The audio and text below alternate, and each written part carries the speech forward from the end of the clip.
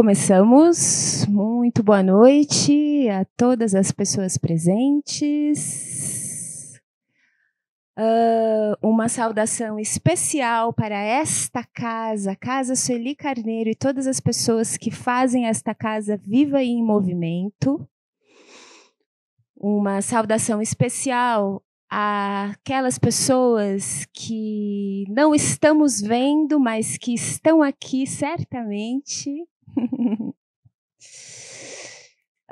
Saúdo Viviane e Gilberto, nossas pessoas convidadas, daqui a pouco apresento. Meu nome é Luciane Ramos Silva e eu serei a mediadora desta conversa. Uma conversa que vai passar por falar, conversar, perguntar sobre o audiovisual, sobre construção de imagem e, sobretudo, como essas imagens são forjadas a partir de múltiplas percepções sobre as subjetividades negras, como essas imagens, como esse audiovisual é forjado também sonhando, como essas imagens são fortalecidas pelos modos que nós, pessoas pretas, decidimos enxergar o mundo. É um pouco sobre isso que falaremos. Nós gostamos de apresentações formais. Viviane Ferreira é diretora e roteirista. Dirigiu e roteirizou diversos videoclipes e curta-metragens. Entre eles, os curtas Mumbi 7, 7 cenas pós-Burkina, de 2010. O Dia de Jerusa, tá correto este nome? O Dia de Jerusa, de 2014, mas que tem uma história anterior a 2014. Posterior, verdade. Co-dirigiu o longa, por isso. Co-dirigiu o longa Pessoas, Contar para Viver, de 2019. Assina direção e roteiro dos longas Um Dia com Jerusa, aí sim, de 2020. E Opaió 2, de 2023. E do documentário imersivo Afrolatinas 30 anos em Movimento, de 2024. A Viviane é presidente do Instituto Audiovisual Mulheres de Odum, onde dirige o programa Residência Artística Audiovisual IAMO. É sócia fundadora da Odum Filmes, foi diretora-presidente da SP Cine de 2021 a 2024, presidente da APAM, Associação dos Profissionais Negros do Audiovisual, até 2021, de 2016 a 2021, e presidente do Comitê de Seleção do Filme, representante do Brasil no Oscar de 2021. Diretora artística também do Encontro Zósimo Bubo de Cinema Negro, Brasil, África, Caribe e outras diásporas. Só um pouquinho de Viviane. Veja só. O Gilberto Sobrinho é professor do campo de Estudos do Cinema e do Audiovisual no Departamento de Multimeios, Mídia e Comunicação do Instituto de Artes da Unicamp, realizador de curta-metragens, documentários, com foco na cultura afro-brasileira, atua na pós-graduação em Multimeios e Artes Visuais, fez pós-doutorado no Departamento de Cinema da Universidade de Nova York, pela FAPESP, foi professor visitante do Departamento de Cinema na Universidade Estadual de São Francisco, nos Estados Unidos, pela CAPES Fulbright. Só um pouquinho do Gilberto. E um pouquinho mais a gente vai saber a partir desta conversa que abrimos agora.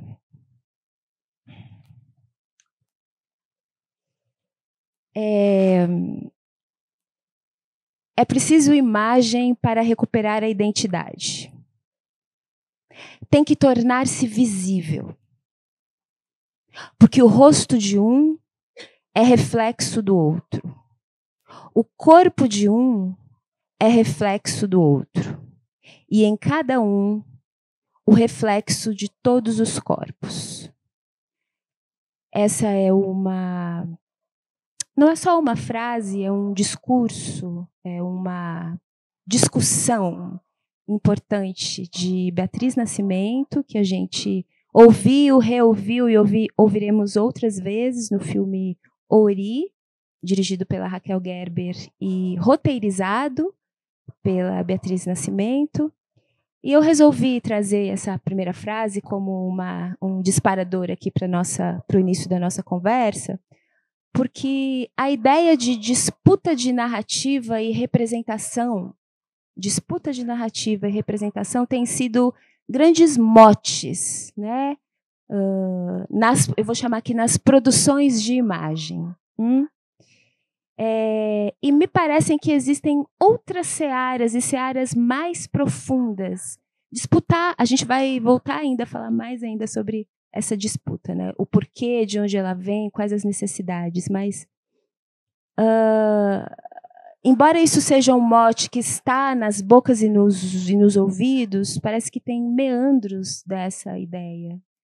Tem frestas necessárias a se abrir e a se discutir, né?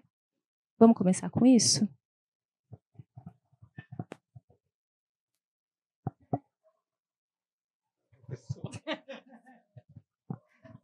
Bem, boa noite.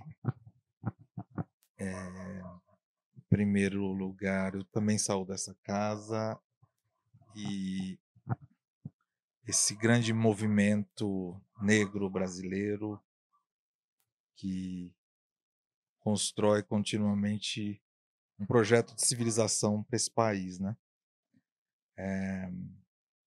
Eu queria agradecer Luciane, a casa, Sueli Carneiro, pelo convite, saudar minha colega aqui de mesa e todo mundo que veio aqui conversar com a gente hoje, né? Eu queria que você me cortasse, porque eu sou professor, então às vezes fica vira aula, né? Faz a lição de casa, Não, porque assim, e principalmente assim, você começou assim de uma maneira muito densa, Beatriz Nascimento, esse filme, né, que eu estudei profundamente durante anos, continuo ainda estudando, inclusive a própria Beatriz Nascimento, mas ela é muito interessante porque ela dá um norte e ela ajuda a gente a posicionar e articular alguma coisa que é muito próprio daquilo que a Sueli Carneiro conversa, né, sobre epistemicídio por outras vias, né? Mas a associação é a seguinte, né? Nós no Brasil, a gente estuda, nós temos estudado, principalmente no campo acadêmico, as questões raciais, e o que não está dito é o quanto os intelectuais negros não foram lidos, debatidos no seu tempo. Então, você tem assim uma pleide de intelectuais dos anos 80, por exemplo, onde se articula ali o MNU e toda essa história que a gente conhece e figuras que vão publicar, fazer teses como Beatriz Nascimento, como Lélia Gonzalez, a volta do Abdias Nascimento. E aí você tem uma articulação que está ali nesse pensamento da Beatriz, que é dividido com outras figuras muito relevantes, e que mesmo esse filme ele não foi também visto adequadamente no seu tempo. E aí felizmente nós tivemos a tradução do Attili Bembe e outros intelectuais que têm uma penetração global. Isso é muito bom, mas ao mesmo tempo isso ajuda a gente a dar conta da nossa defasagem conosco, com as nossas falas potentes, né? Então assim, isso é para marcar. Eu gosto de fazer isso como um professor universitário e posicionar até uma autocrítica da universidade que não colocou em circulação um pensamento como esse no seu tempo. E é muito complicado quando os intelectuais não são lidos no seu tempo, porque o tempo é cruel, o tempo é muito cruel. Você não consegue recuperar, você você não relabora a história. Existe esse fator temporal, né? Nós vemos os outros intelectuais brancos, intelectuais com outras preocupações sendo lidos no seu tempo. Claro que esse fator ele vale para outros sujeitos também, mas para o intelectual negro foi muito cruel, para o intelectual indígena também foi muito cruel, né? Mas é um pouco disso, né? E aí a Beatriz ela tem sido lida de uma maneira muito carinhosamente, afetuosamente e criticamente pelas gerações dos jovens hoje na universidade, né? Ela sinaliza alguma coisa que é uma escuta, é uma atenção, um direcionamento que está nesse filme, está nos escritos que são esparsos, foram organizados em 1 ou 2 livros, mas eles sinalizam muito do que é essa energia, essa força criativa que se organiza naquilo que nós conhecemos como cinema negro, como arte afro-brasileira, enfim. Isso que a gente está vendo, talvez recentemente, com muita força, como nós nunca vimos nessa cena, na cena artística, né? Colocada em circulação. Não começou hoje, mas é na segunda década do século XXI que parece que há esse movimento que aglutina as artes, que chama a atenção da mídia, que gera publicação e que tem muito a ver com essa demanda posta. Mas isso é uma fala assim do começo dos anos 80, né? Nós estamos indo para a terceira década do século XXI. Então, é importante, mas é importante a gente reconhecer o quanto nós falhamos também com esse pensamento.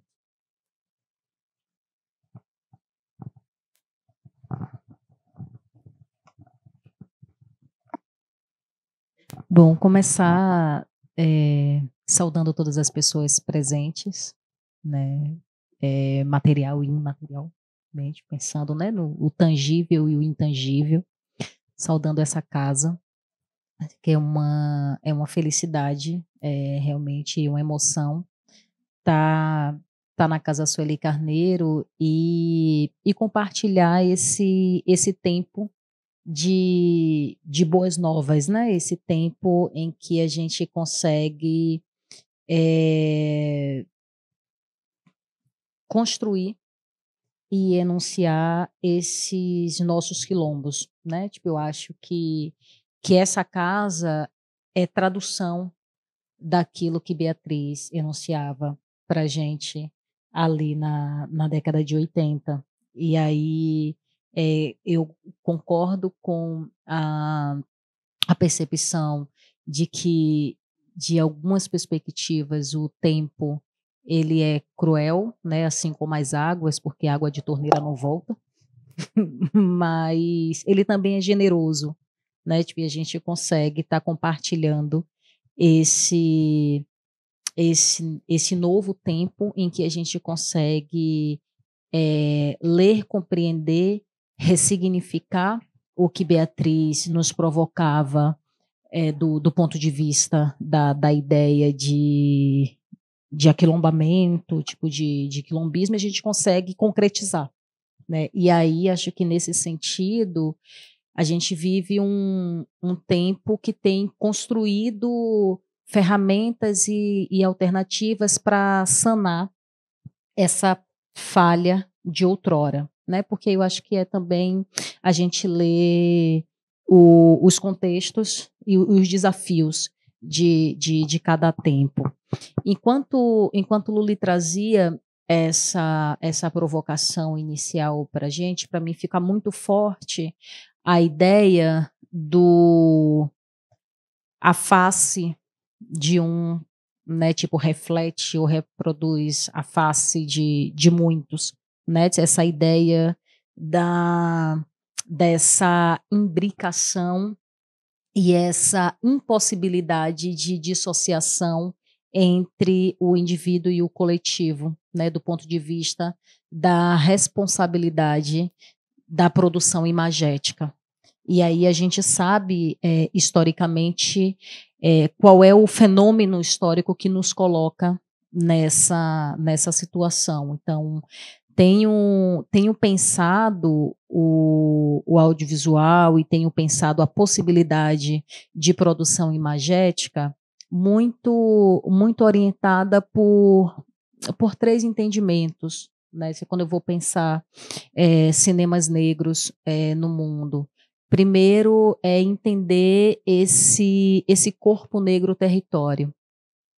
E aí gosto da compreensão e da concepção de corpo negro território, porque uma história audiovisual, uma imagem, ela é produzida, de fato, por muitas percepções e muitas colaborações, muitas contribuições. Aí a gente vai pensar dos corpos à frente da câmera, dos corpos atrás da câmera, dos corpos que nem tocam na própria câmera, mas entregam suas energias e habilidades para construir todo o contexto para que a gente equilibre uma câmera. Então, são muitos corpos e muitos territórios se imbricando para que uma imagem venha a ser produzida. E eu tenho sempre refletido quais são os propósitos, né, que ao convocar muitos territórios para uma produção imagética, onde é que esses corpos negros territórios se encontram em propósito. E aí, constantemente tenho vivido experiências de dividir os processos com corpos negros, territórios comprometidos com uma desconstrução de estereótipos e reconstrução de repertório, né? Porque são 2 movimentos diferentes, né? É o de desmantelar aquilo que nos agride, desmantelar aquilo que nos machuca e apresentar novas possibilidades para que essas novas possibilidades sejam capazes de nos afagar, sejam capazes de nos acolher e de nos entender em completude. Então, tipo, no meu fazer, eu não tenho aberto mão, por exemplo, de me conectar a corpos, territórios que estejam comprometidos com essa ideia. A outra percepção é sobre o poder de invenção. Né? Então, assim, para mim tem sido importante refletir sobre o poder de invenção. E aí a gente vai conseguir refletir sobre o contexto em que esses corpos estão inseridos, quais são as ferramentas que estão disponíveis, e de um ponto de vista mais subjetivo, onde é que está a nossa possibilidade de inventar, transitando de maneira leve e serena entre essas responsabilidades individuais e coletivas, né? Tipo, eu não tenho resposta para isso, mas eu não sei se para minha geração de realizadores e realizadoras negras já é possível fruir do direito de poder inventar, distante de uma responsabilidade com essa ideia de que o que eu faço reflete todas as outras faces que estão nessa sala e para além dela, e que tem uma implicação direta, né, na vida e na subjetividade de outras pessoas que, quando eu olho no espelho, eu sei que se parecem comigo. Então, isso já coloca a gente em uma condição para a invenção, né? Que é uma condição de liberdade mitigada de alguma forma. E aí eu acho que o Attili Bembe fala com a gente sobre isso quando ele vai refletir sobre o processo de racialização dos nossos corpos, né, e da imposição da ideia de racialização dos nossos corpos e da nossa existência. E aí, por fim, tenho pensado muito sobre a liberdade poética. E aí, quando eu penso na liberdade poética, inevitavelmente, para mim é importante trazer para essa conversa a Lélia Gonzalez, com a sua concepção de amefricanidade e português. Porque no final do dia, Lélia, quando vai apresentar para a gente o conceito de português, ela vai dizer, olha, somos uma coletividade que, diante da necessidade de comunicação, né, e de fruição da nossa existência, utilizamos o nosso poder de invenção e com muita liberdade poética para criar uma língua nossa, né, que é o português. E aí a gente olha para tudo que está ao redor, então, da mesma maneira que se olha para o que se tem disponível e se cria feijoada, né, tipo, se olha e se decodifica o que há de disponível do ponto de vista da linguagem e se cria uma língua nova, né? E se cria essa língua nova e transforma-se essa língua naquilo que é tido como oficial. Então, tipo, o que faz com que o mundo hoje reconheça, né, tipo, o português do Brasil, diferencia o português do Brasil do português de Portugal, né, é o português.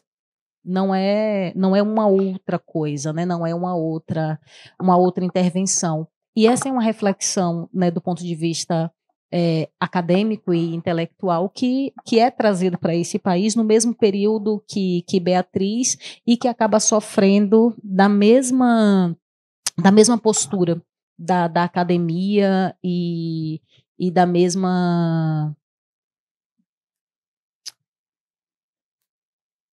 periferização naquele contexto e invisibilização naquele tempo, né? Então, essas coisas todas, enquanto você falava, Luli, me provocaram, me tangenciaram, e aí, para finalizar, fico pensando que nessa lógica de como a gente constrói, como a gente produz as imagens e como a gente olha para a representação e representatividade, acho que ainda é um outro babado que a gente pode falar um tanto mais daqui a pouco, mas pensando na representação, acho que a gente vive um tempo em busca do nosso português imagético.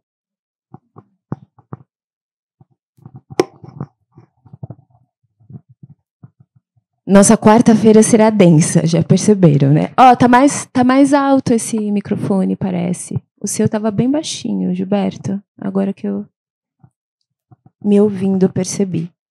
Para as pessoas que estão em casa, já vão cozinhando as vossas perguntas, que daqui a um tempinho a gente abre para a plateia para compartilhar a palavra. Quero agradecer Tuane e Miriam, que nesta noite são as nossas intérpretes de Libras. Estou correta?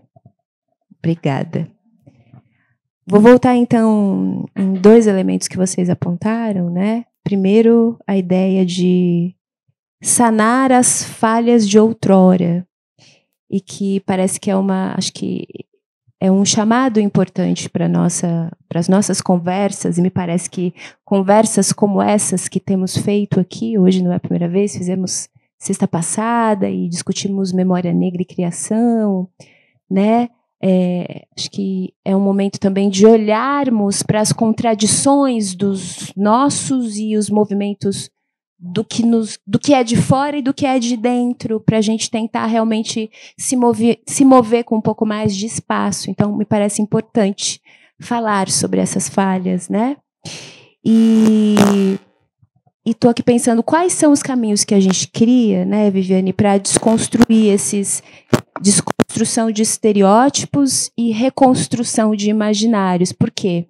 A gente tem uma produção de audiovisual aqui no Brasil que é jovem, né? Então, que, sei lá, nos anos 50 era um cinema produzido predominantemente por pessoas brancas, sobretudo homens brancos.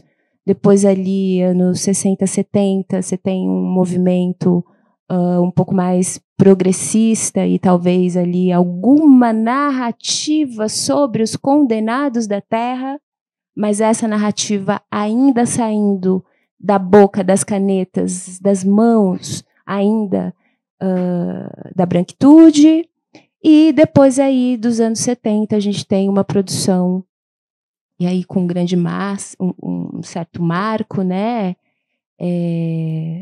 do trabalho do Zósimo, como esse momento, eu vou chamar de marco, mas sem também, acho que tem ali um movimento ao redor, né? Mas vamos só situar, pensando também que a gente está falando aqui para uma plateia múltipla. Esse é uma das características do nosso encontro, né? Tentar falar para muita gente. Então, Zósimo Bubu, que é esse cineasta, ator, enfim, uma dessas referências que talvez mudam a chave de produção de sentido sobre as pessoas negras, né? E aí esse caminho continua, né? Talvez até os nossos dias a gente vem se movimentando para essa geração de discursos sobre nós, né? À luz dos nossos modos. Existem os nossos modos? Podemos chamar de nossos modos ou isso provincializa o movimento? Contradições. Vou começar pela Viviane. Contradições. Porque e essa é uma provocação muito boa, porque a gente vai falar sobre sonhos e expectativas. Então, pensar... existe um imaginário coletivo, né, e independente do pertencimento racial, sobre o que vem a ser trabalhar, fazer, interagir com o cinema. Né? O cinema em si, no imaginário coletivo, se vende, se propaga e se difunde nesse lugar de deidade. Então, é um negócio quase que mágico e onírico você conhecer alguém que trabalha com cinema. Não é do campo do terreno, sabe? Tipo, é uma coisa magnânima, mágica, estratosférica mesmo. E o cinema gosta dessa autoimagem, né? Tipo, gosta de se vender e se propagar dessa maneira, porque no final do dia o que o cinema produz é ilusão, né?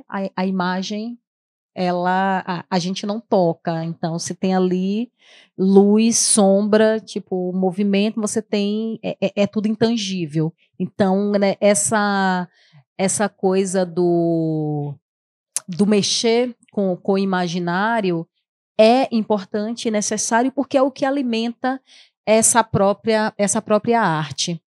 No entanto, você tem... Aí você produz, né, no imaginário das pessoas que sonham em fazer cinema, algumas deformações também. Algumas pessoas interagem com essa possibilidade narrativa e discursiva muito mais pelo seu desejo de se sentir deuses e deusas do que por qualquer outra razão. Né? E aí, e aí eu acho que é contraditório, assim, a gente tem vivido no nosso tempo experiências de aproximação com a possibilidade de fazer, movidos e movidas pelo ideal de representação coletiva, pelo ideal de desconstruções de estereótipos, pelo ideal de fruir da própria subjetividade. E aí, no meio do caminho, a gente vai encontrando um certo melaço, se lambuza com ele, e aí começa a achar que o objetivo é se tornar o primeiro, a primeira, a segunda, a terceira deus ou deusa desse campo. E aí a gente perde. E aí a gente perde coletivamente a nossa possibilidade de fortalecer os nossos modos de fazer. Porque eu acho que partindo de nós, inclusive, não existe um único modo de fazer, existem muitos modos de fazer, mas a gente vai perdendo a riqueza dessas multiplicidades de possibilidades de fazer, partindo da nossa episteme, partindo do nosso repertório, partindo das nossas experiências de sermos quem somos circularmente nesse país, porque em algum momento somos capturados. E aí eu me lembro de uma conversa com Sueli Carneiro, em 2017, no Encontro de Cinema Negro Zósimo Bubu. Eu estava na direção artística do encontro naquele ano e convidei Sueli para bater um papo naquele contexto sobre a necessidade da reconstrução de um novo pacto civilizatório para a população brasileira.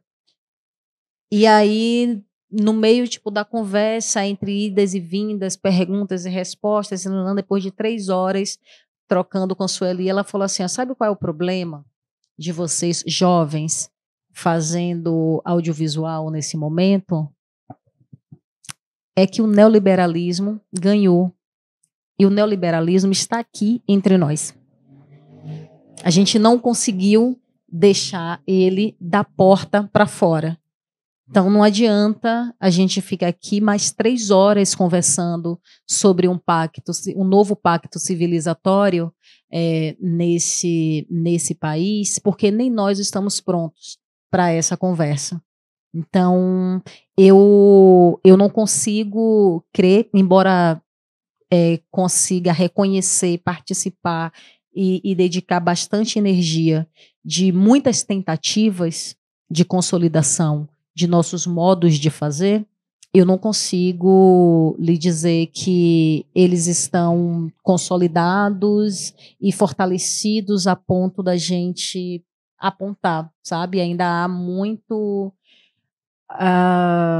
interferência de uma outra lógica, de uma outra forma de fazer, e uma forma de fazer que vai nos capturando e é extremamente preocupante, porque vai nos confundindo. Porque quando era o outro construindo imagens que nos violentava e a gente olhava de fora, a gente identificava rapidamente que era o outro. Quando são os nossos reproduzindo e nos dizendo que a gente precisa aceitar essas imagens porque é assim que se faz o cinemão, é assim que o mercado ensina a fazer, é assim que se faz para fazer parte do jogo, isso dificulta um tanto mais a nossa missão.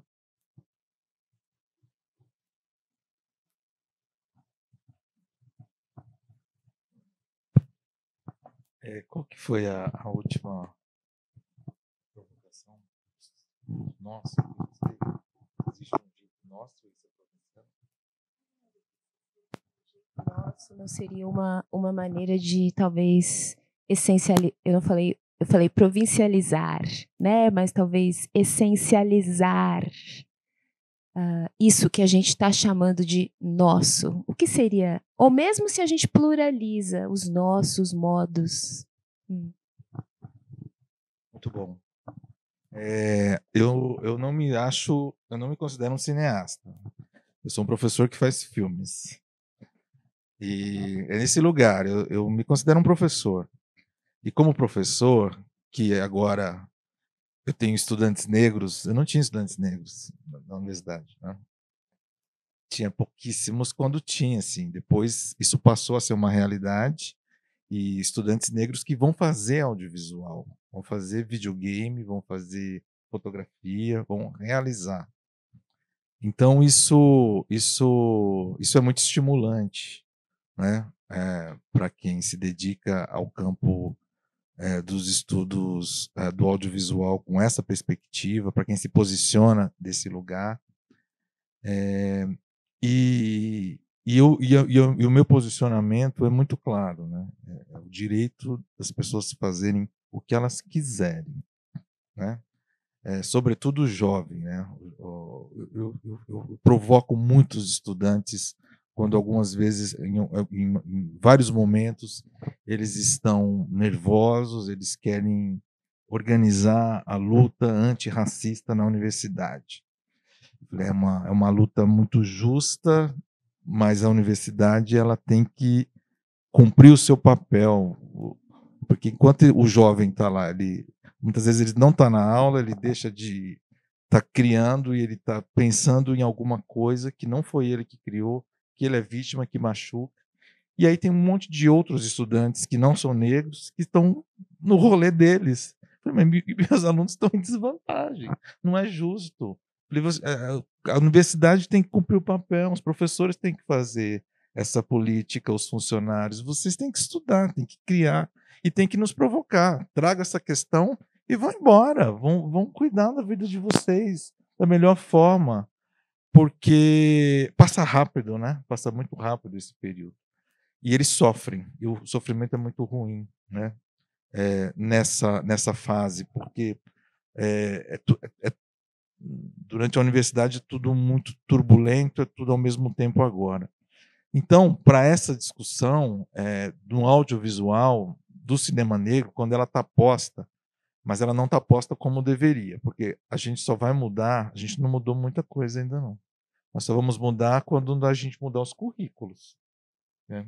Currículo significa programa de ensino, bibliografia obrigatória e complementar, aquilo que define a pauta dos concursos, de quem a gente contrata, os perfis profissionais. Isso a gente não está muito longe de ser feito. É uma coisa ou outra, então você tem que mudar estruturalmente, né? Porque o problema ele é estrutural, né? Então vem essa demanda, né? Essa demanda e os alunos eles trazem isso quando eles vão propor processos criativos. Então eu acho bom lidar com essa contradição. Eu acho que tem um elemento aí interessante. Existe o nosso e não existe o nosso, né? Porque existe o direito de fazer o que eu quero fazer. Então, Fabiana Lopes é uma curadora, uma amiga, uma grande interlocutora, que trouxe uma vez para um debate público lá na universidade a artista, eu acho que é Juliana de Santos, que trabalha muito com o azul. E essa é uma boa provocação, né, do artista negro que trabalha com abstração. Quando a gente vê, por exemplo, a crítica titubeando em reconhecer o projeto abstrato do Abdias Nascimento quando ele vai para a pintura. Então, é bom porque isso embaralha as coisas, né? É bom a gente também se embaralhar um pouco. Mas eu acho que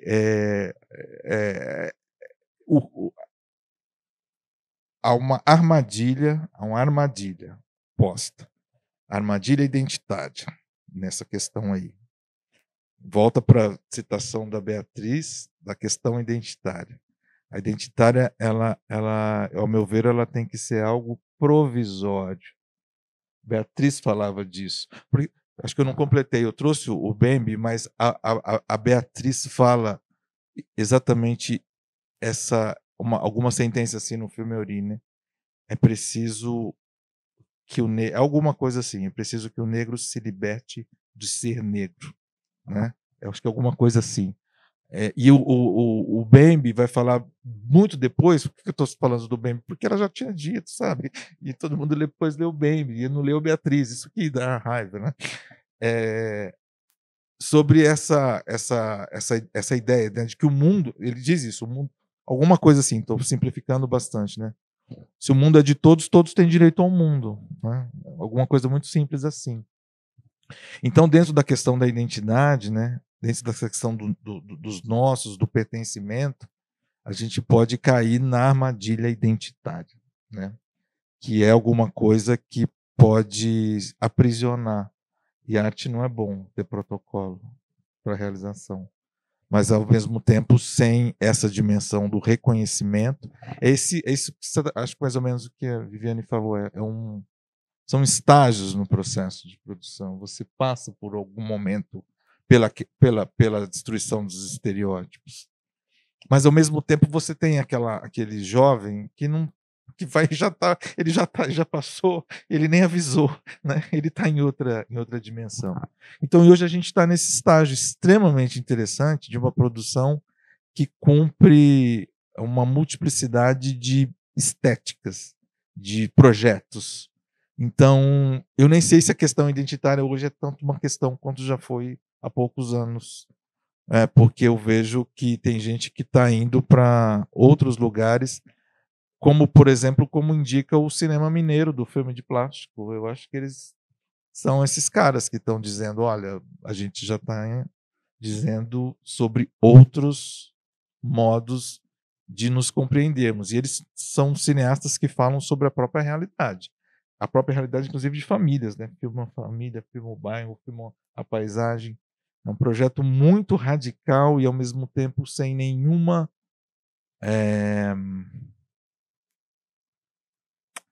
relação com a radicalidade tal como a gente aprendeu na universidade, né? Porque ela é leve, ela ensina sobre outra temporalidade. Então é isso, saca? A gente está olhando artistas dizendo sobre outros modos, artistas negros que estão dizendo sobre outros modos de intervir no mundo, e acho que está dizendo sobre como esse nosso ele é amplo.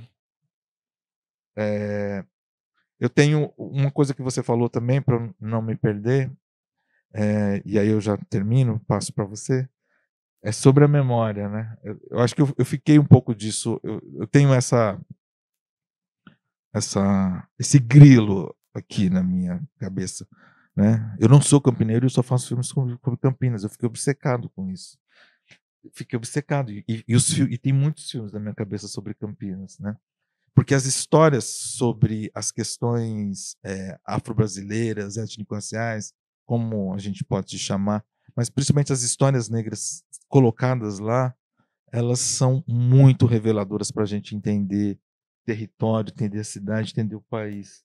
E aí então você vai para o pequeno, sabe essa coisa? Eu me interesso pelo cinema pequeno, o cinema das pequenas coisas, porque é o cinema que eu consigo chegar na sala de aula e eu consigo eu nunca vou me conectar com a minha história, porque a minha história é uma história muito fragmentada, diluída. Foi construído um projeto para eu não me conectar com esse passado. Então acho que é um pouco disso, de você pegar essa ruína para ela dar algum sentido para você. Isso dá sentido de ser um professor que faz filmes. É olhar a memória, olhar a paisagem. E não é minha paisagem, mas ela pode ser minha paisagem. Então é um pouco de hackear, roubar aquilo que está à disposição dentro da lei, da legitimidade e do espírito republicano, da democracia e da justiça.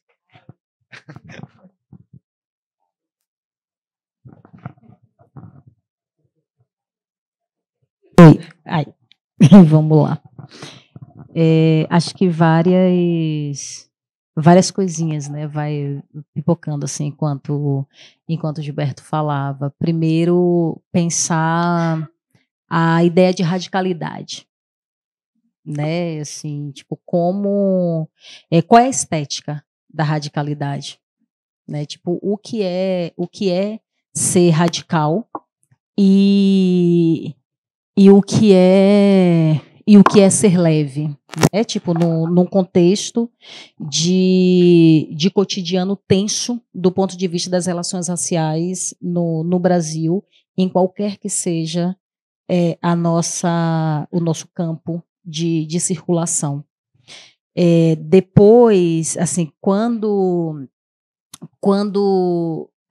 traz, né, o exemplo da filme de plástico, e que são meus amigos e que amo de verdade, tipo o cinema que a filme de plástico faz e a trajetória, né, daquele conjunto, Ao mesmo tempo, a Filme de Plástico, ela reza uma cartilha muito ortodoxa, do ponto de vista de estabelecimento no campo do audiovisual, né? Então, se a gente for ler a trajetória da Filme de Plástico da perspectiva das relações raciais, assim, você tem uma branquitude, você tem um status quo do audiovisual que escolhe aquela exceção para dizer isso serve, todo o resto não. Aqui há genialidade, né? Aqui há genialidade, aqui há inovação, tipo, em todo o resto não. Isso é perigoso. E eu não tô reduzindo a potência do cinema que a Filme de Plástico nos oferta. Mas, ao mesmo eu estou reiterando a ideia de como a gente ainda vive um tempo transitando entre uma faca de dois gumes. De fato, assim. Porque do ponto de vista de pensar, né, tipo, a trajetória desses filmes, assim, tipo, a Filme de Plástico faz uma trajetória ortodoxa do ponto de vista de relação com os festivais e relação com os festivais estabelecidos e hegemônicos, e é este campo que diz para todo mundo que esse é um cinema negro que dá certo. A Filme de Plástico, assim, os meninos nem se identificavam inicialmente, eu acho que até hoje ainda há um certo desconforto, né? Acho que, exceto o Gabito, nem se identificavam como aderentes aos movimentos de cinemas negros ou fazendo cinemas negros. Eu não estou dizendo que o que eles fazem não é. Né? Só estou falando que, do ponto de vista da radicalidade, há a radicalidade de uma turma, né? E aí a gente vai olhar um tanto para o exemplo do próprio Zósimo Bubu, na década de 70, que vai dizer estou produzindo com este objetivo e desmantelar o racismo é um dos objetivos do meu fazer cinematograficamente, e há uma turma tipo que vai fazer sem enunciar o que está fazendo, e que aí tem a possibilidade de ser pensado aí a exceção e a aceitação de um determinado grupo, né? Então, acho que tem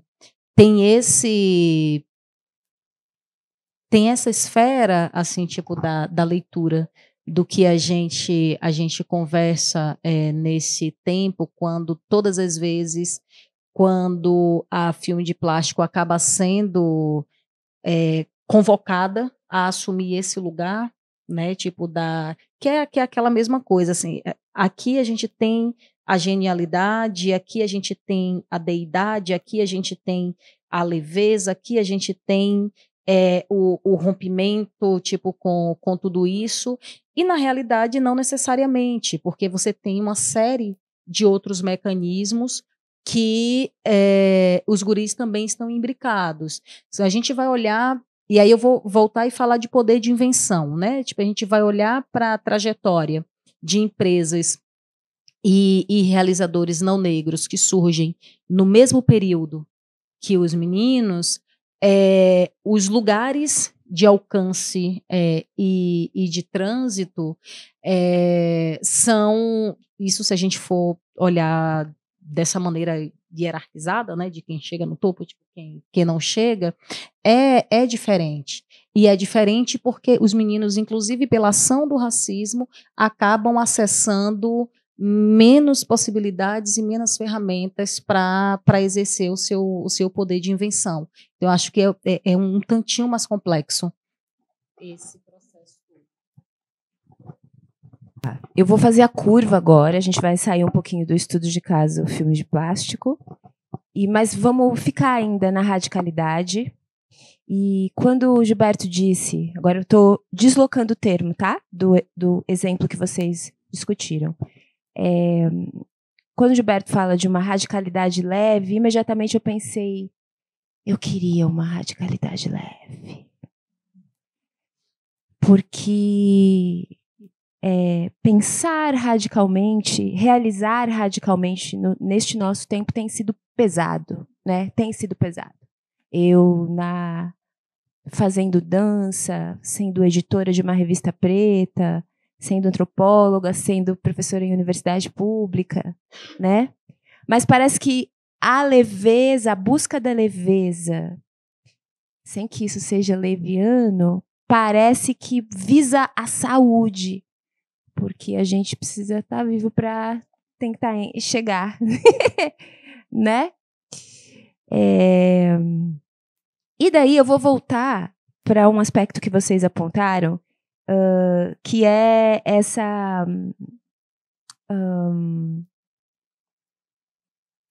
esse impulso jovem. Viviane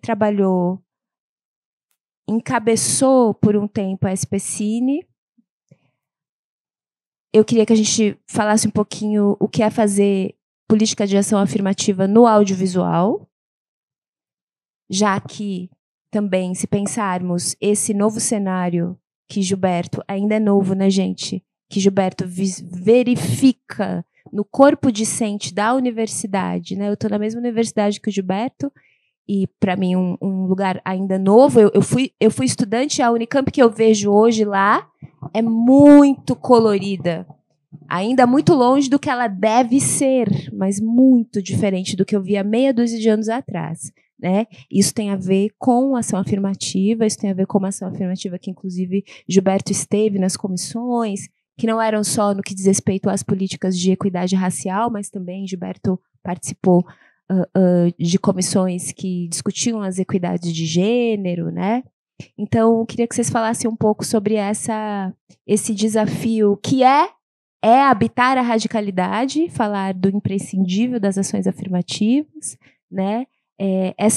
A sala de aula, no caso do Gilberto, né, como um espaço radical de possibilidade, que é o que a Bell Hooks fala, né, no Educar para Transgredir. A sala de aula é um espaço radical de possibilidade, né?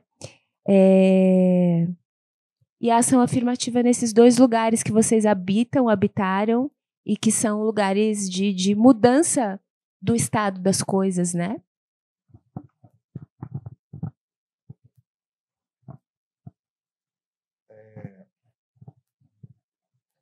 Quando eu falo radicalidade, eu estou falando de uma reação que é contrária a uma noção de radicalidade estética, como do cinema novo, como de uma ideia de vanguarda que a gente está acostumado. Não era uma radicalidade de um outro cinema negro. Então, é disso que eu estava falando. Era de uma...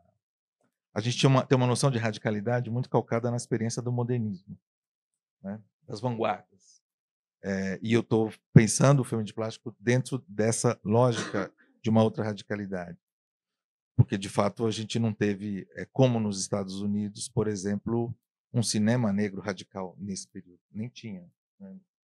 O Zósimo estava sozinho, como cineasta negro, durante os anos 70. Não tinha um movimento radical negro como você vai ter nos Estados Unidos, por exemplo. Né? Isso acontece muito depois. Mas não é essa a pergunta, né? É também essa pergunta, porque foi assim, como que eu cheguei nisso, né? Foi pela via americana. Os Estados Unidos ensinaram muito para a gente sobre políticas afirmativas, sobre radicalidade negra, LGBT, feminismo, movimentos indigenistas, junto com Canadá, com o Hemisfério Norte. A minha formação acadêmica brasileira em universidades públicas bem conceituadas não me permitiram sair do espectro eurocêntrico. As universidades não me permitiram ler autores que pudessem desconstruir alguns campos necessários para a gente ter uma compreensão maior da sociedade brasileira. Essa universidade nunca se posicionou sobre o pensamento negro. Eu tenho uma formação em literatura e Machado de Assis nunca foi lido como um autor negro em nenhum momento, né? E era uma universidade também que, ali nos idos 90 e 2000, se lia e se discutia Monteiro Lobato com muita tranquilidade, sem tocar em algumas das questões. Então, isso faz parte, isso está em mim, isso está na minha formação. Então, foi a partir de leituras e de quase uma década viajando continuamente para os Estados Unidos, dando aula lá, participando de pós-doutorado e lendo esses autores, esses filmes. Você tem ali uma história, né? Por exemplo, no campo do cinema, desde a reação imediata ao Nascimento de uma Nação, né? Que é o filme que estrutura, organiza aquilo que a gente conhece até hoje como linguagem cinematográfica, um filme favorável ao Ku Klux Klan, um filme, uma ode ao racismo. Você já tem uma resposta de Oscar Micheaux, tipo, no dia seguinte, esse filme com todas as críticas que se pode fazer. Então você constrói uma história do cinema do ponto de vista racial, com continuidade e descontinuidade. As coisas não são tão simples assim, não dá para romantizar essa história, mas acho que a influência americana ela é muito forte. A influência americana e de alguma forma britânica, porque a ida do Stuart Hall para a Universidade Inglesa, ela foi também, e para a sociedade britânica, para o pensamento estético, para aquilo que aconteceu nos anos 80 e 90, foi muito forte. E ali os negros são comparativamente muito menor que nos Estados Unidos. Eu morei também lá, estudei lá, e era impactante ver uma presença, um debate de questões raciais numa sociedade como a Inglaterra, que não passa estruturalmente pela sua... Não tem negros da formação cultural inglesa, eles chegam na década de 50, no século XX. Então aquilo mexeu. Só que quando você não tem as ferramentas, né, porque a graduação é uma caixinha de ferramenta para você lidar bem com essas coisas. Então você vai lidando com uma maneira muito demorada para assimilar e para fazer tudo isso.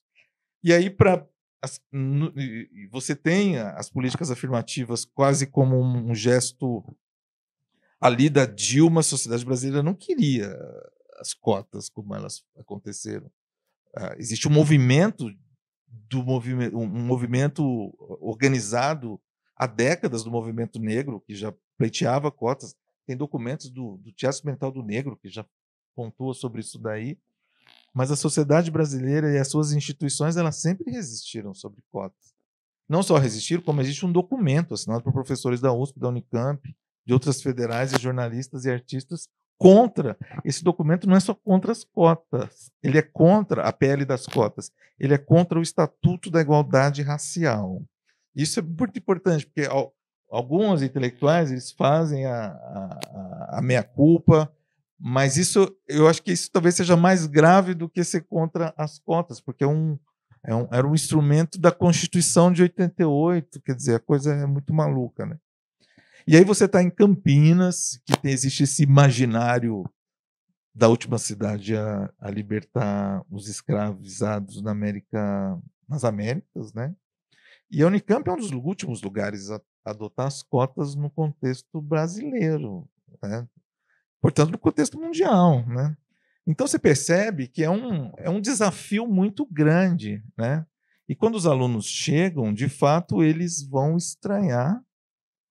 E o estranhamento, e hoje, até essa semana, eu conversei com o professor para a gente articular e continuar pensando em que permanência estudantil é acolhimento afetivo das pessoas para se sentirem confortáveis no ambiente que elas estão. Porque os estudantes, eles não se sentem confortáveis no ambiente que eles estão. É disso que se trata. Não é bolsa, moradia, RU. Isso é também óbvio, mas isso eles têm. A Unicamp tem uma política muito boa de amparo material, mas você ainda respira uma resistência a essa presença. E aí, sala de aula é um lugar de provocação, então não é um lugar para a gente romantizar as coisas. Então você tem que enfrentar as coisas como elas se apresentam, né? Eu trabalho no campo midiático, não é só o campo do cinema. O campo midiático, ele autoriza. O blackface é uma coisa completamente autorizada no Brasil, né? O Paulo Gustavo, que virou lei, ele fazia blackface, né? Ele tinha uma personagem, né? O Rodrigo Santana faz blackface. Ele trabalha com um estereótipo da mulher periférica, pobre. Se ligar sábado, você pode ver isso daí. Tá aí. Essas imagens, que são imagens agressivas, são imagens potencialmente punitivas, porque injúria racial, a gente percebe o poder das corporações midiáticas, né? Que ainda não sei se tem essa jurisprudência do que é uma injúria racial / racismo na imagem, porque isso é ultrajante, é violento, mas isso é permitido, não acontece nada. Quer dizer, porque elas têm muito poder também, né? A Globo tem muito poder, você não tem uma mídia regulada.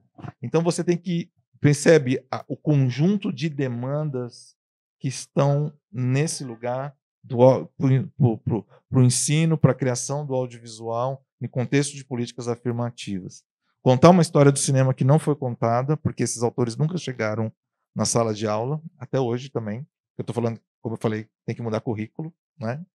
E você lidar com esse jovem que não está apenas só interessado na história do cinema, ele quer intervir no cinema. E para intervir, você tem que ter essas ferramentas, mexer com essa maletinha aí de... Quando a gente faz graduação é um pouco disso. A gente tem que fazer sério, né? Porque o tempo é cruel. Ele pode ser generoso, mas ele é cruel. Não é?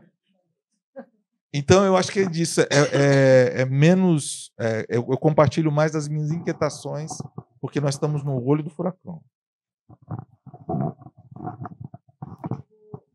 Pedir só uma coisa. Não, tá ligado. Agora a gente passa por um outro tempo, um pouco mais dinâmico e as respostas um pouquinho mais curtas, porque eu tenho algumas coisas que eu quero muito perguntar. Tá bom. Vamos lá para o exercício da síntese. Eu acho que pensar na aplicabilidade de políticas de ações afirmativas no audiovisual a partir, né, da experiência da gestão pública, para mim fez uma grande diferença, sem sombra de dúvidas, ser um ativista.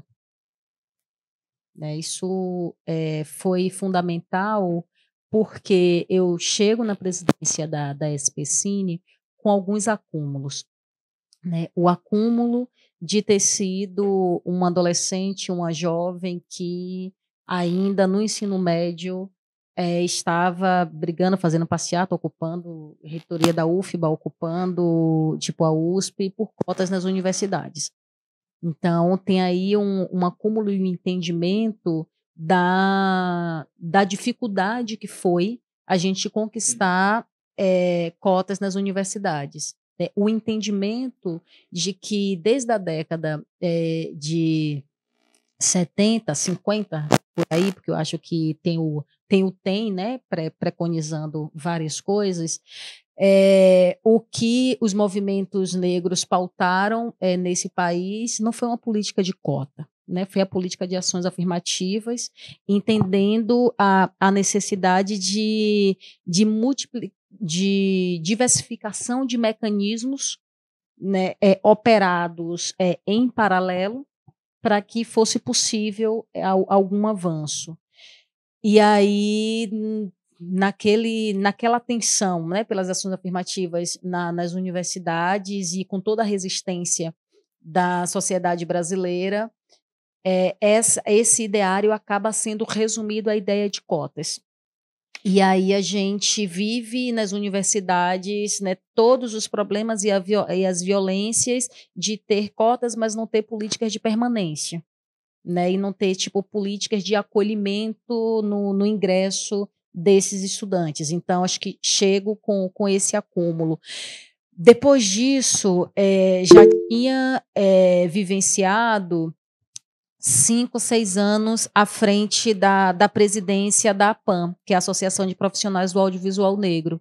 E ali, à frente da presidência da APAN, assim, a gente defendia que uma das principais bandeiras da instituição era exatamente e segue sendo as políticas de ações afirmativas no audiovisual. E todas as vezes que tentavam, né, reduzir a bandeira institucional a cotas no audiovisual, a gente, né, já ia com a resistência de não, porque a gente está falando de muitas outras coisas para além de cotas. Depois disso, aí tem o acúmulo de ir para a universidade, estar no mestrado. E durante o meu mestrado eu fui estudar modelos de negócios viáveis à permanência das mulheres negras no mercado audiovisual brasileiro, né? E ali a gente chega à compreensão de que as empresas vocacionadas é uma alternativa para nós, né? E aí pensar o que são essas empresas vocacionadas, né? São empresas, sejam produtoras, distribuidoras, enfim, que atuam no campo do audiovisual, geridas por pessoas negras. Isso porque aí a gente teria, né, o poder de decisão não só no campo do criativo, mas também no campo da gestão econômica e financeira, e isso podendo transformar a vida das pessoas de fato. E aí eu chego na SPCine alimentada por todo esse acúmulo e por todas essas reflexões. Então, ali a gente consegue operar, né, um aprimoramento das políticas de ações afirmativas, entendendo reserva de recurso. Então, a gente foi olhar para a dotação orçamentária disponível e dizer de X desse recurso, X está reservado para atender esse perfil de pessoas, de empresas e de agentes que atuam no setor. A outra coisa foi olhar para a dinâmica do audiovisual e entender que a circulação faz parte do pacote de ferramentas para que você tenha poder de fazer, né? Poder de inventar. E aí a gente foi olhar para o processo, como a empresa tinha um programa de internacionalização, né, já consolidado, então foi estratégico a gente olhar para esse programa de internacionalização e entender como, a partir dele, a gente garantia que pessoas negras, né, que a juventude negra pudesse circular no mundo e circular nos ambientes de mercado. E aí a gente vai encontrando alguns desafios no processo, né? O que é diferente você levar para um evento internacional alguém que está acostumado a viajar, vai e volta, sai do país sozinho a todo tempo, e você levar, tipo, um jovem que não tem passaporte. Então, com quanto tempo você divulga a chamada? Qual a estrutura que você organiza interna para você conseguir dar suporte para as pessoas tirarem passaporte, irem atrás de visto, né, se sentirem acolhidas e amparadas na minúcia da preparação para essas experiências, né, se sentirem seguras lá fora, né, e regressarem em segurança. Aí a gente tinha que olhar para o corpo de servidores dessa empresa pública. Então, foi assim, condição sine qua non a gente enfrentar um processo de diversificação também da equipe, né? E aí a gente volta para a Beatriz e volta para o espelho, né? Tipo, as pessoas precisavam chegar na empresa, se sentir refletida nela e se sentir segura para compartilhar o seu não saber, né? O seu a primeira vez, né? E entender na outra pessoa a disponibilidade para contribuir. Então, por fim, tentando ser bem rápido para falar de tudo, uma outra reflexão que nós fizemos foi: é preciso construir um mecanismo para fortalecer o sentimento e o ideal de pertencimento, né? Tipo, essas pessoas, elas precisam saber que pertencem a essa cidade, né? Que pertencem ao audiovisual dessa cidade, que pertencem às figuras que são destinatárias das políticas públicas dessa empresa. E aí a gente cria a rede afirmativa, né? E aí pensando, né, tipo, rede afirmativa nessa lógica das pessoas conseguirem se enxergar, se conectar e, inclusive, se organizar para continuar, tipo, cobrando o aprimoramento das políticas públicas dessa própria empresa. Então, é nessa tensão, porque eu acho que é isso que o Gilberto traz, assim, não existe um ambiente tranquilo para a gente implementar políticas de ações afirmativas, né? Eu acho que as políticas de ações afirmativas, elas são uma possibilidade para que, quem sabe, um dia, em um par de tempos, a gente vivencie nossas radicalidades com leveza.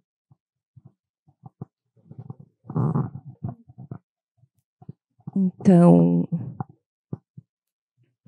eu vou passar a palavra para a plateia, mas antes vou fazer a última pergunta. Por quê? Tem uma dimensão de Gilberto e Viviane que eu acho preciosa para que vocês saibam e para que a gente fale um pouquinho de África.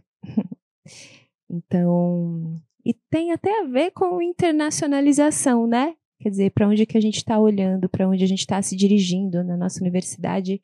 Internacionalização é uma palavra importante, né? E aí a gente pensa, internacionalizar para onde, né? Tem um movimento. Bom, hoje eu estava vendo um vídeo online e tal, e tinha a ver com uma roda de samba. Eu estava pesquisando o seu trabalho especificamente e caí nesse vídeo, porque estava vendo a história do samba no estado de São Paulo e tal, e aí acabei saindo de São Paulo indo para o Rio de Janeiro, não sei porquê. Caí nesse vídeo que tinha aquele samba do Candeia, que eu ouvi muito na vitrola do meu pai. Eu não sou africano, nem norte-americano, eu sou da viola e o pandeiro, sou mais o samba brasileiro. Que tinha a ver com o discurso de uma chegada, né, que era mais uma crítica ali nos anos 70 da chegada do movimento Black Power, né? E o Candeia, no fim, ele dizia: esse movimento é importante para a identidade dos jovens, né? Mas tinha ali uma certa captura, né? E que deixava ali, invisibilizava ou não trazia à luz a importância do samba e tal. E que tinha a ver esse discurso, eu não sou africano, porque tinha a ver também com uma busca, talvez, da militância daquela época, né, por uma África, e por uma África que, em certa medida, era um pouco ideal. E, na verdade, essa busca por uma África ideal ainda se repete nos nossos movimentos, né? Que África é essa? E daí vocês vão para a África em distintos movimentos. Gilberto eu sei um pouco menos, mas sei que tem um projeto, né, de filme que aí tem um disparador que é internacional, não é só a África, inclusive, né? Mas que aí essa narrativa, eu queria que você falasse um pouco disso, né? Ela sai, África do Sul? Não? Qual país que é? Dos Palopes, né? E Viviane que vai para o FESPACO, né? FESPACO, que é um grande festival de cinema no Burkina Faso, e um movimento que eu conheço um pouquinho mais, porque um pouco depois desse FESPACO, você vai para o FESPACO em 2010, em 2013 eu vou para a escola da Irene, lá em Ouagadougou, né? Esse Burkina Faso, que a gente aqui no Brasil ouve falar pouco, é um paizinho ali na África do Oeste, sem saída para o mar, e que tem um grande festival de cinema internacional, que reúne pessoas do mundo, né? E o Brasil esteve lá algumas vezes. Então, eu queria que você, Viviane, falasse um pouco dessa África que você viu e que talvez a gente pode trocar ideia com ela, ainda há caminhos, né? E Gilberto também, se essa ponte é vislumbrada, enfim. Posso ir lá? FESPACO. Acho que é o maior do continente e cumpre um papel histórico importante, porque o FESPACO ele acaba sendo a concretização, a consolidação do ajuntamento, do agrupamento de realizadores negros de diversos países do continente que se juntaram para utilizar o cinema como ferramenta nas lutas pelas independências dos países africanos ali a partir da década de 50, né? Então, o festival guarda essa simbologia, né? E isso mexe muito com o nosso imaginário e com o nosso romantismo a partir da radicalidade de Thomas Sankara. Então, acho que tem tipo, Burkina traz isso para a gente. Eu acho que eu não tenho uma relação não romântica com o FESPACO. Então, assim, porque minha aproximação com o festival ela foi de uma forma muito mágica mesmo. Acho que a primeira vez que eu ouvi falar do FESPACO foi por Luísa Barrios, me contando da experiência de Lélia Gonzalez no FESPACO na década de 90. E aí, quando Lélia vai na década de 90, ela volta para o Brasil encantada com o fato de ter um estádio de futebol lotado, com pessoas torcendo, levantando cartazes de filme, torcendo por filmes e não por time de futebol. Então ela volta falando como aquilo era encantador e como seria mágico se um dia a gente pudesse viver uma história como aquela no Maracanã. Então, obviamente, escutando Luísa Barrios falar sobre isso, tipo, ainda no final da minha adolescência, tipo, o FESPACO foi para um lugar, tipo, no meu coração que é inalcançável. E aí, quando no Encontro de Cinema Negro Zósimo Bubu, em 2009, eu exibo meu primeiro filme, tinha um olheiro do FESPACO lá. Ele assistiu o filme e selecionou o filme para passar no FESPACO de 2010. E aí eu fui e vivi a cena do estádio de futebol. E era real, então eu tenho uma relação afetiva com aquele festival, e uma crença na mística do FESPACO tão grande que eu não posso me colocar fora do balaio das românticas na relação com o FESPACO. Acho que no processo de internacionalização, inclusive, na SPCine, tipo, quando eu chego, a SPCine olhava para os festivais e para os eventos europeus. Você tinha europeus, os norte-americanos e tipo latino-americanos tinham o Ventana Sul e o BAM, no máximo. Assim, eu chego e falo assim, olha, dê no que der, o ano que vem a gente vai para o FESPACO. Por quê? A gente nunca foi para o continente africano, é o maior do continente africano, e a gente vai para o FESPACO. E hoje o FESPACO faz parte dos destinos do programa de internacionalização da empresa, né? E aí, mas, ao mesmo tempo, existem outras místicas no continente, no campo do audiovisual. E aí eu tenho transitado no continente correndo atrás dessas místicas, sendo bem franca. Uma olhando, obviamente, para Nollywood.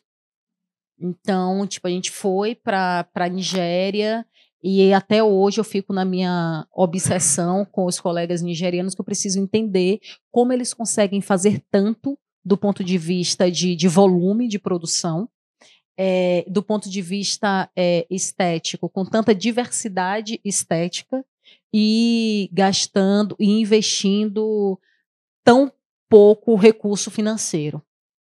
Então, enquanto, sei lá, você vai olhar para o paradigma norte-americano, você precisa de muito dinheiro para fazer cinema. Você vai olhar para o paradigma nigeriano, você precisa de algum dinheiro, mas não é tanto dinheiro assim para conseguir fazer. Eles ainda não contaram qual é o segredo, mas a gente insiste em estabelecer relações e conversas para tentar descobrir qual é o segredo. Um outro lugar é a África do Sul. Eu fiquei 2 meses e meio na África do Sul, porque hoje esse tipo, acaba sendo o polo mais organizado e estabelecido dentro do continente para dialogar com essa indústria audiovisual europeia e norte-americana, sabe? Então, assim, a África do Sul decidiu produzir de uma maneira que ela consiga fazer parte dessa geopolítica audiovisual. E o outro lugar que tem encantado encantado não necessariamente, mas que tenho insistido é Angola, por conta das possibilidades de aproximação, por conta da língua. Você tem ali um cinema angolano aguerrido que acompanha ondas na história, né, do audiovisual brasileiro e do audiovisual angolano. Você tem ondas muito próximas, intersecções entre essas realizações e perspectiva de fazer emancipatório. Então, encontro esses pontos de diálogo e sigo sendo provocada por eles. Não tenho o ideal romântico do vou para o continente, para minha terra prometida, mas ainda assim tenho um lugar muito afetivo e emocional na aproximação com esses territórios, de um coração muito aberto, buscando sempre cooperação e aprimoramento mesmo das nossas formas de fazer, tentando entender como se faz lá. Acho que a própria processo de realização dos filmes em Campinas levou para essa vivência contínua desses territórios que evocam uma África imaginada, vivida, em diálogo. Acho que é isso, né? Eu não faço filmes tocando em temas, digamos assim, de uma realidade social do presente, do cotidiano. São filmes sobre os processos culturais que esses territórios desenvolvem. Então, invariavelmente, né, além do candomblé, tem também uma presença muito forte de manifestações culturais banto, né, que é uma coisa muito evocada ali na região de Campinas, né, uma ligação também da fé com esses estratos mais de Angola, de cultos que remontam mais isso daí. Então, eu acho que essa é uma primeira relação, né? A maneira como esses territórios lidam com modos diferentes de se reportar a África. Isso está nos filmes, né? Eu levei a trilogia, eu comecei com uma trilogia, eu levei para Moçambique e para Joanesburgo, e foi muito interessante, principalmente em Joanesburgo, que não tem práticas parecidas, mas nem em Angola. Candomblé de Angola você não encontra candomblé de Angola em Angola, né? Encontra outra coisa, né? Mas eu fui num centro cultural, numa township muito distante, muito populosa. Foi uma das coisas mais interessantes, a conexão que eles fizeram com os filmes, sobretudo com a Mãe Dango, né? E eram todos evangélicos, né? Eram todos evangélicos, jovens, e me receberam com cerveja e frango. Foi uma das experiências mais emocionantes.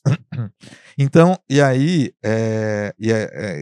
foi esse momento dessa viagem, né, que incluía Angola, mas aí o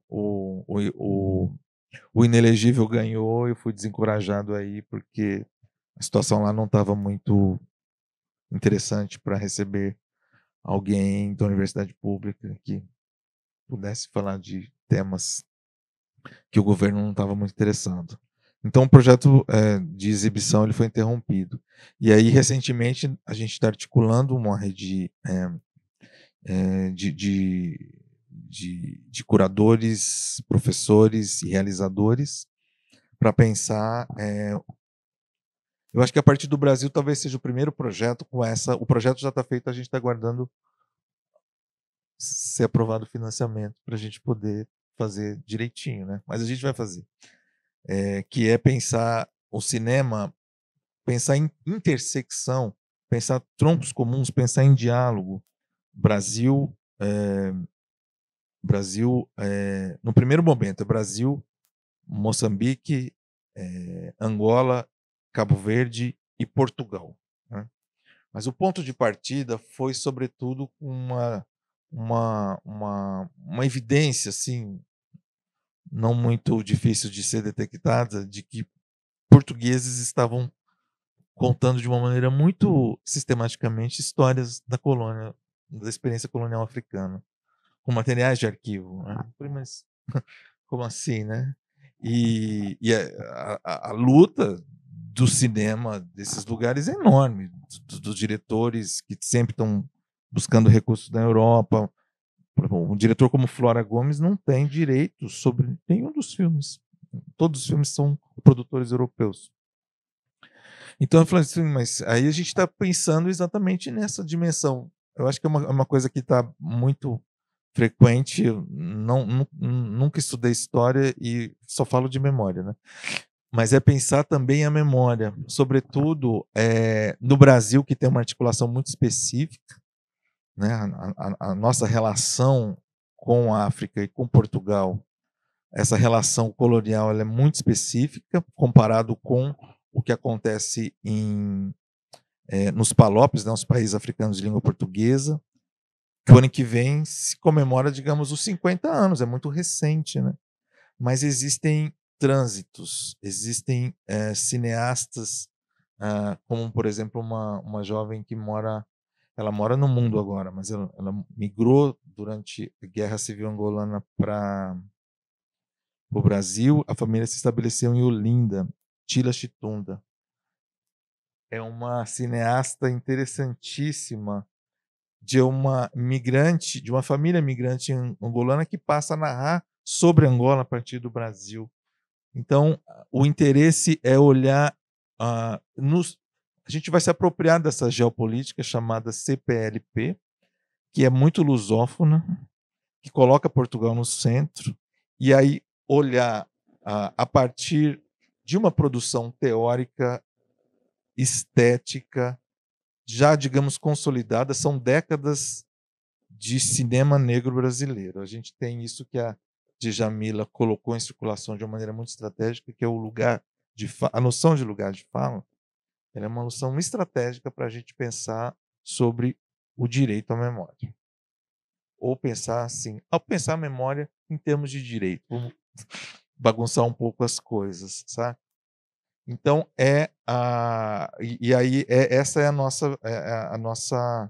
nossa questão. É a partir do Brasil que a gente vai olhar essa história. E do meu ponto de vista é articular um primeiro longa-metragem a partir dessa experiência. Eu pesquiso Abdias há muitos anos e aí eu acho que a gente também tem, dentro desse processo de epistemicídio, existe uma dívida da academia, dos institutos culturais, de vários estratos, de negar um posicionalismo brasileiro, um posicionamento brasileiro em face do panafricanismo. O Abdias não perde para nenhum intelectual desses que são celebrados. Então é um pouco olhar essa intelectualidade, olhar a produção teórica e olhar esse movimento diaspórico pós-colonial de um lugar que divide a língua portuguesa. O que nós temos em comum é a língua portuguesa, mas é só isso. Na verdade, a gente até a língua portuguesa ela não é muito comum assim, quando a gente lida com extratos moçambicanos, angolanos, Guiné-Bissau que fala mais crioulo do que português, Moçambique também, né? Então, mas existe um tronco comum. É isso que está movimentando.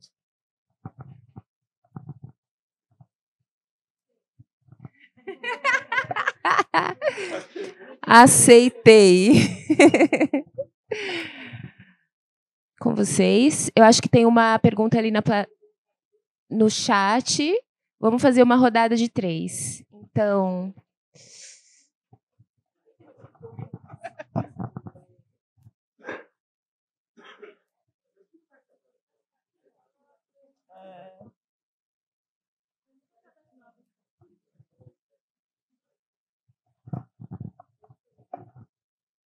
Posso falar, gente, mas eu nervoso se será a primeira. Bom, eu queria muito agradecer, né, a fala de vocês. Eu sou Jarlene, sou cubana, pesquisadora, trabalho com feminismos negros. E aí, escutando vocês, eu fiquei muito tocada pelo fato de vocês começarem com Beatriz Nascimento, porque eu, sendo uma pessoa da academia, acho que a linguagem da academia acaba sendo um pouco engessada, às vezes, né?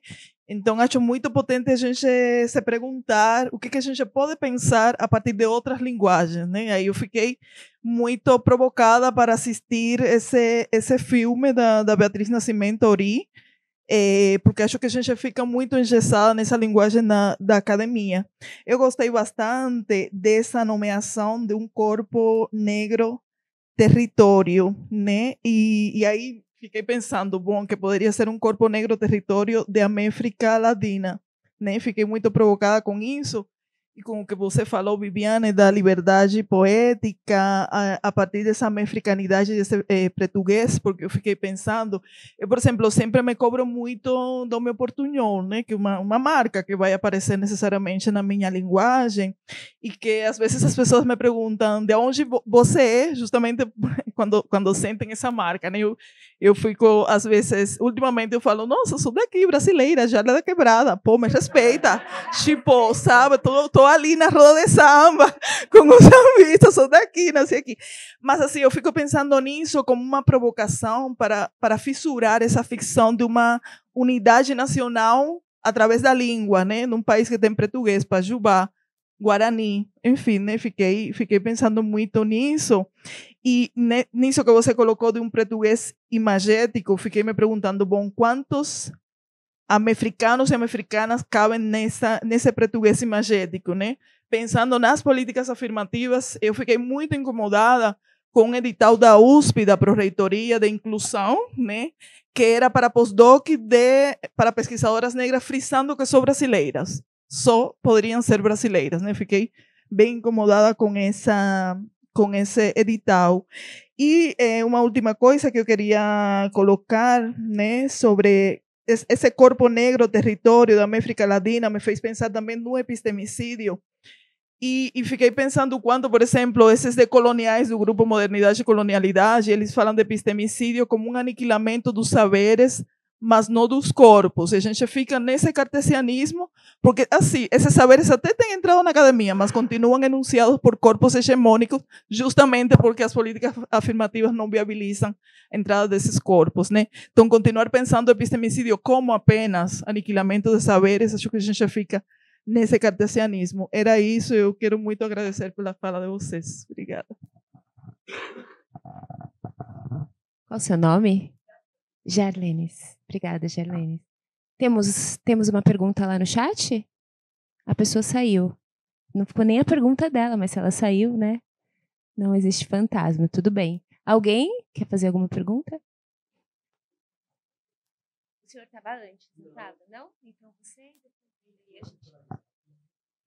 Ai, pesou aqui.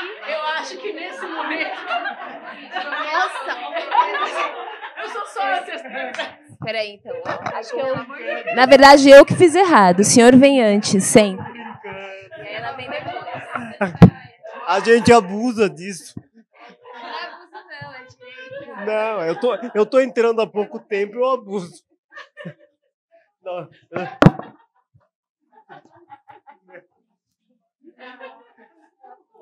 Não, Eu não sei. Eu não sei se é uma pergunta, né? Mas é alguma coisa que me incomoda muito. Esse corpo negro território, né? A pergunta é: esse corpo negro, em termos de audiovisual, é o corpo negro, ou esse corpo negro território, é o corpo negro que está na mídia, na grande mídia hoje em dia? Eu não sei. Porque a gente liga a Rede Globo, o que tem de preto eu nunca vi na minha vida. Tem mais preto que na África. Tá?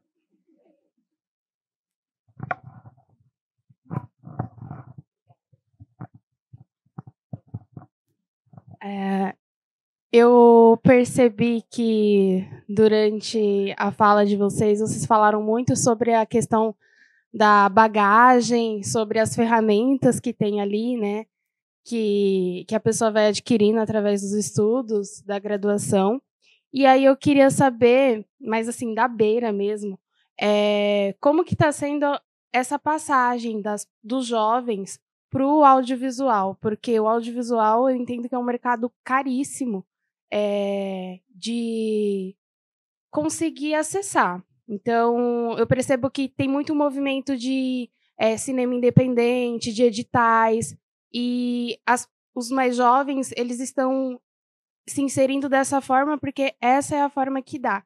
Mas e para academia e para graduação, para se aprofundar mesmo, para passar para o lado de vocês, como que esse jovem consegue atravessar? Vocês gostam bastante de falar? Tá. Bem, eu moro do outro lado da rua, bem em frente à casa aqui da Sueli Carneiro. Eu vou fazer uma pergunta, porque nós somos xará, viu, Gilberto? Né? Eu vou fazer uma pergunta para você, mas antes só uma coisa. A Viviane ela levantou uma questão, o que é radical, né? Você levantou? Eu tenho dois exemplos, né? Eu assisti a defesa de tese da Ecleia Bose, uma psicóloga, e um dos estava na banca, deu 10 para ela, mas disse: olha, você é radical, você é muito radical. E ela respondeu: não, eu sou radical porque eu vou à raiz dos problemas. Então, é uma forma de ser radical. A outra coisa é, quando eu entrei na faculdade, eu vi uma pichação, lá estava escrito o seguinte: olha, quem não muda tudo, não muda nada. Me parece que essa frase é de um uruguaio chamado Terrada Gomes, mas eu não tenho certeza. Então, para mim, isso tem um sentido de radical. Eu sou assim, quem não muda tudo, não muda nada. Mas a pergunta, Gilberto, no início da sua primeira fala, você falou da construção, né, da construção de um projeto, de um processo civilizatório, se referindo à causa negra, que eu imagino, não é isso?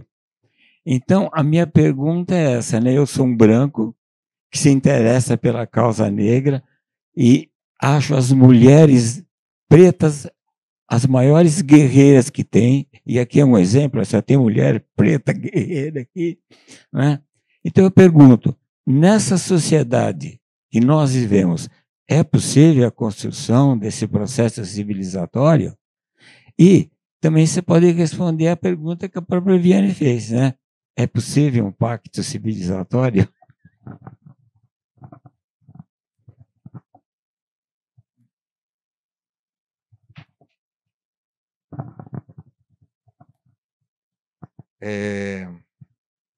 A questão do... Então, a gente está... seu nome é? Não, Gilberto. Ela fez a... Seu nome? Seu nome. Milena. Vou responder a Milena primeiro sobre essa questão de como os jovens estão fazendo essa travessia. A gente está... isso que comentei aqui nos bastidores. A lei das cotas é de 2010, 2011, o primeiro governo Dilma, né? A gente está em 2014, é muito pouco tempo.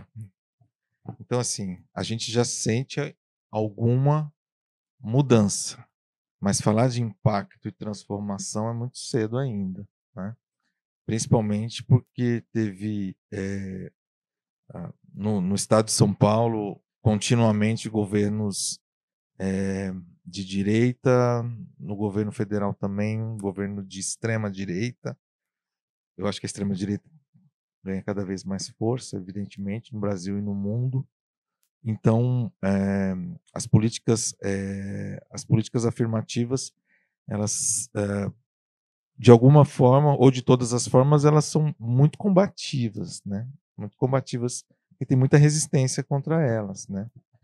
Porque você não vai mudar, não vai transformar um sistema que é estruturalmente desigual, racista.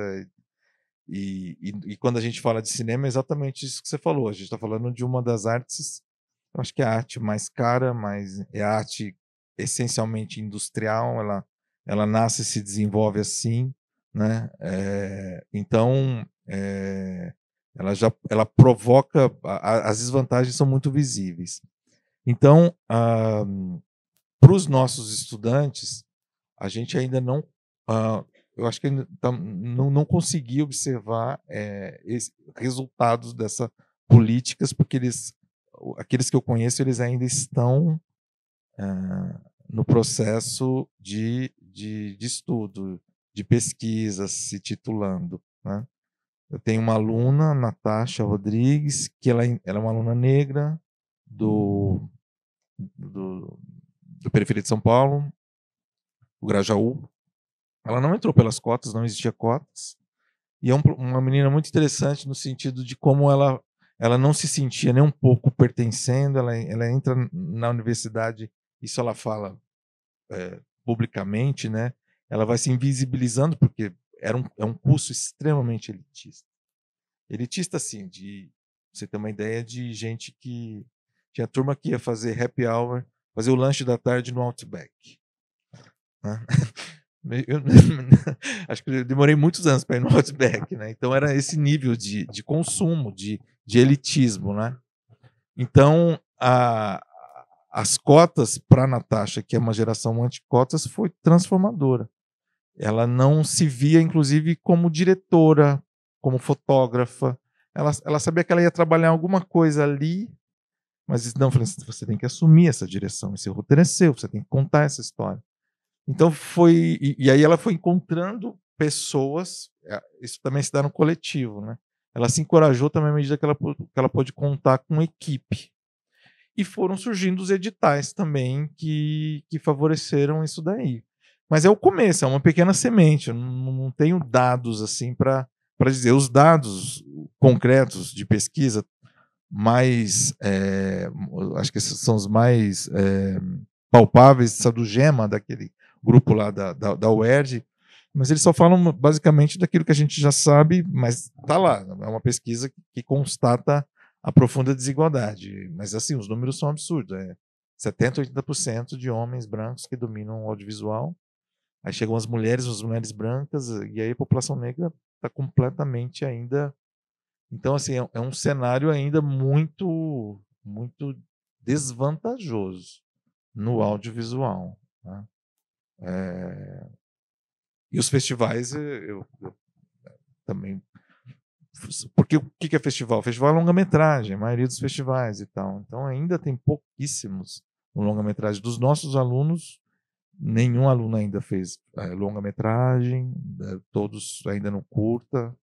Estão nessa luta, né? Estão num processo ainda de inserção, né? Para o Gilberto,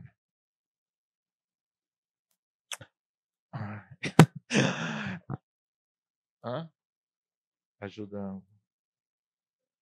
Tem 5 minutos. Não, eu acho que essa questão do processo civilizatório, da maneira como é a maneira como eu carrego as lições de negritude para minha vida como um acadêmico, elas se dão no sentido de inserir, de trazer para o debate, para os currículos, para a base das leituras que formam o estudante de primeiro, de segundo e terceiro ano, aquilo que vai organizar o pensamento em associação, em disputa com os outros autores que sempre estiveram ali. Que eu não acho que eles têm que desaparecer. quem queima livro é fascista, né? Eu acho que a gente tem que lidar com outros modos de pensar o conhecimento, né? Então, eu acho que ainda o processo, mas nós estamos ainda no Brasil, infelizmente, né, eu acho que talvez esse seja o processo, nós ainda estamos descobrindo os autores negros que estão colocados em circulação. Você entra, mas ainda a população negra ela é dominantemente sem recursos para comprar livros. Então você vai na livraria, o Conjunto Nacional tem uma livraria maravilhosa, mas eu não sei se a população negra pode entrar lá na Megafauna e comprar aqueles livros maravilhosos de 100, 150 reais, né? Porque aquilo não existia. Era uma cena que até há 5 anos você não entrava em nenhuma livraria em São Paulo, você entrava em Paris, talvez em Nova York, com aquela abundância de autores negros, né? Agora em São Paulo você anda, mas isso é muito recente. Então, é uma história paralela, é uma história que sempre existiu, ela sempre existiu. Ela sempre existiu de várias vias, porque a noção de biblioteca ela não pode ser fadada ao livro impresso, né? Os terreiros, depois as agremiações, os movimentos negros, né? Frente Negra, o Teatro Experimental do Negro, as escolas de samba, enfim, as rodas de capoeira. Existe uma corporalidade, uma oralidade e toda uma produção em revistas, em jornais, em artigos, uma produção acadêmica também, porque a produção intelectual negra ela remonta desde a chegada das universidades no Brasil, não começa agora, não é? Então está sempre colocado isso daí, né? Inclusive dentro de uma obsessão que é brasileira, que é a obsessão identitária. O pensamento social brasileiro, cientista social, pode dizer com mais propriedade, mas o pensamento social brasileiro é obcecado com a identidade, né? E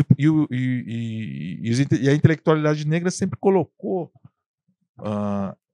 se inseriu, como tinha que se inserir, a revelia de um pensamento dominante. É desse processo civilizatório que eu acho que ainda nós temos muito que nos desapropriarmos disso daí. Por exemplo, para desbancar um Pablo Marçal, por exemplo, para lidar com essas demandas recentes. É disso que eu estou falando, né?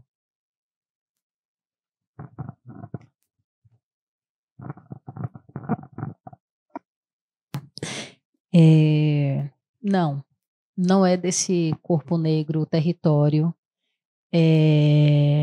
esvaziado que a gente está falando, né? Tipo, não é dessa captura do corpo negro como resposta a uma representatividade vazia, né? Tipo, a gente está falando de um outro lugar de completude e de reconhecimento da nossa complexidade humana mesmo como pessoas negras no mundo.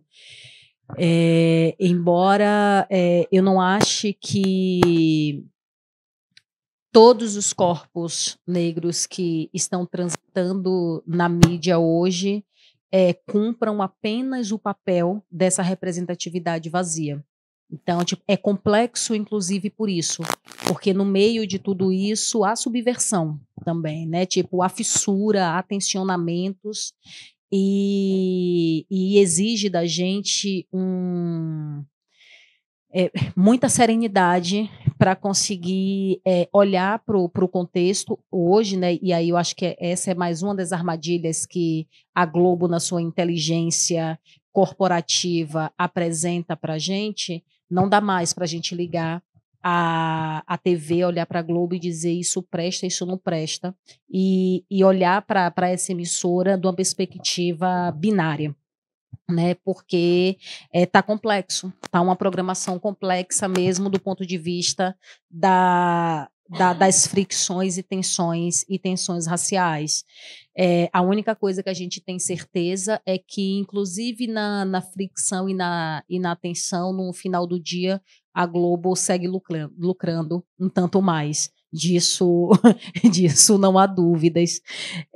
Pensando nessa possibilidade da construção de um novo pacto civilizatório, Eu acho que o movimento de mulheres negras, né, tipo, há 3 décadas, tem sido muito feliz em nos apontar possibilidades de caminho. Então, o movimento de mulheres negras reorganiza, né, e nos propõe e atualiza a nossa utopia coletiva quando nos apresenta a pauta do bem viver. Né? E aí nos apresenta a pauta do bem viver, olhando, né, reivindicando a leveza, reivindicando a saúde, reivindicando o bem-estar, reivindicando um estado de felicidade, reivindicando uma completude humana, inclusive desracializando a nossa existência. Porque eu acho que a radicalidade, né, do movimento de mulheres negras, ao convocar a sociedade brasileira a pensar, a marchar pelo bem viver, a sentar e conversar e debater o bem viver das diversas perspectivas, olhando para o meio ambiente, né, olhando para todo o ecossistema que nos imbrica como seres vivos no mundo, eu acho que, e acredito muito, que é um caminho, um dos caminhos possíveis. Acredito que a gente está contribuindo com esse processo e acho que é um pacto em construção.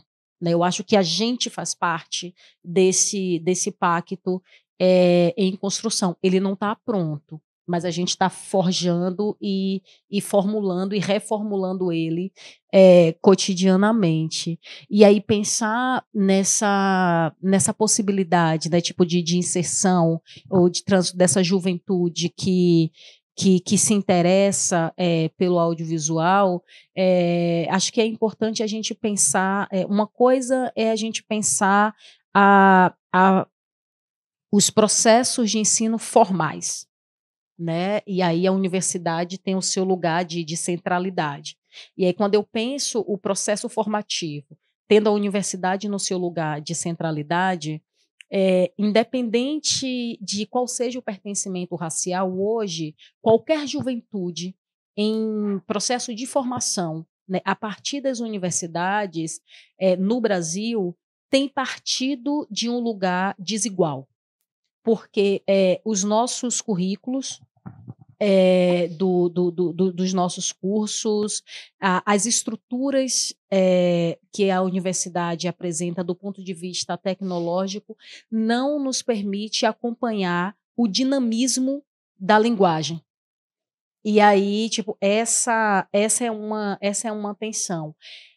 Onde tem sido possível, né, tipo, as atuais gerações acompanhar esse dinamismo? É no exercício da autonomia, no exercício do autodidatismo, né? E aí, nesse sentido, a internet acaba sendo uma porta positiva, se bem utilizada, e no exercício, né, tipo, na frequência de participação de processos formativos paralelos, tipo, não institucionalizados, pensando como aqueles que existem fora dos espaços das universidades, né? Tipo, nos coletivos, nas associações, porque esse processo tem acontecido e esse processo tem potencializado e tem possibilitado que muita gente faça essa travessia, sabe? Então, a gente olhar, por exemplo, você trouxe o exemplo de Nath, que é um exemplo maravilhoso, tipo, que é uma figura que está na Unicamp, então ela recebe, né, todos os inputs e tudo que é possível dentro do espaço formal, mas é uma figura também que está no processo formativo de agentes cineclubistas. E aí construindo processos curatoriais para cineclubes nas periferias de São Paulo, a partir de um programa de agentes cineclubistas fora da universidade, que é a mesma guria que participa de grupos de coletivos de produção fora do ambiente da universidade. E aí a gente vai ter muitos exemplos nesse sentido. Então, pensar... acho que a gente consegue complexificar um pouco mais essa conversa, quando o Gilberto fala assim, é importante que a gente reconheça, né, tipo, outras arenas, né, que contribuem com a nossa formação. E acho que da mesma maneira que é reconhecer os terreiros de candomblé, reconhecer as rodas de samba, é reconhecer os processos coletivos e alternativos que têm sido forjados, sobretudo para acompanhar o dinamismo tecnológico que serve cotidianamente ao audiovisual.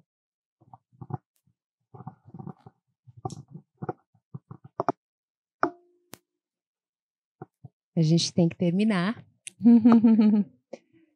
Muito obrigada a todas as pessoas presentes aqui, online. Obrigada, Viviane. Obrigada, Gilberto.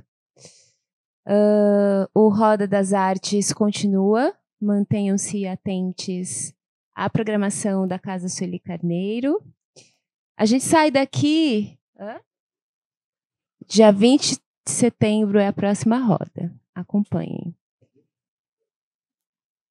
A gente sai daqui... Que dia é hoje? Não, tá um pouco... Tá. Temos tempo. A gente sai daqui sem certeza, mas com muitas possibilidades. Então, muito boa noite. Que a gente vá para casa com saúde. Até.